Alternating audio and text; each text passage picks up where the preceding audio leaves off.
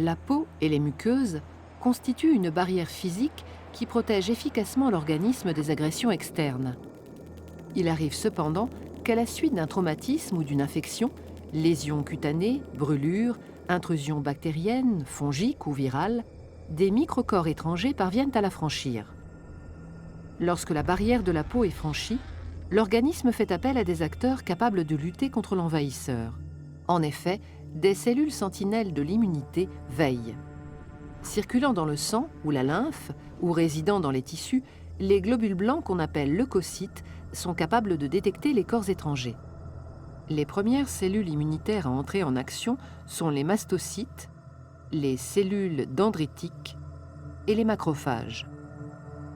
Ces cellules possèdent à leur surface membranaire des récepteurs capables de reconnaître le type d'agresseur par ce qu'on appelle des motifs antigéniques. Cette identification va initier la réaction inflammatoire.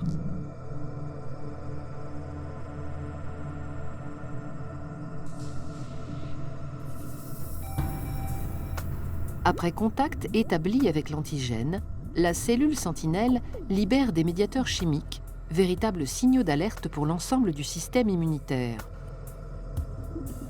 Certains de ces médiateurs chimiques, tels que l'histamine sécrétée par les mastocytes, augmentent la vasodilatation et la perméabilité des vaisseaux à proximité de la zone lésée. Cela permet le passage de cellules douées d'un pouvoir phagocytaire du milieu sanguin vers les tissus. Le franchissement de la paroi du vaisseau s'appelle la diapédèse.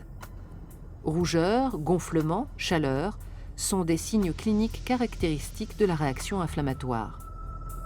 D'autres médiateurs, les cytokines, émis par les cellules sentinelles, sont capables d'attirer en renfort d'autres cellules lutteuses, les phagocytes, sur le lieu de l'infection, en particulier les macrophages.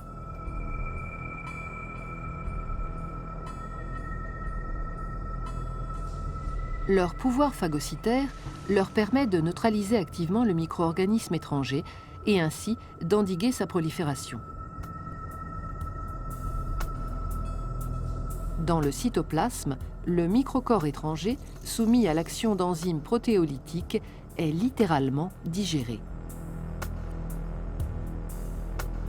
La plupart des résidus issus de cette digestion sont rejetés.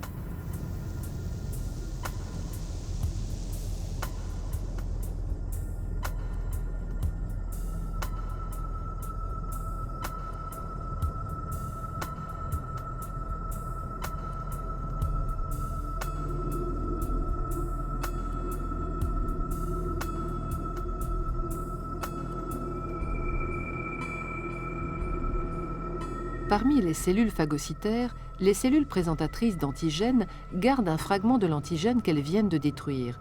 Elles l'exposent à la surface de leur membrane plasmique. Dans le cas d'une aggravation de l'infection, ce fragment qu'on appelle peptide ou déterminant antigénique deviendra l'un des éléments déclencheurs de la réaction de nouveaux acteurs, les lymphocytes.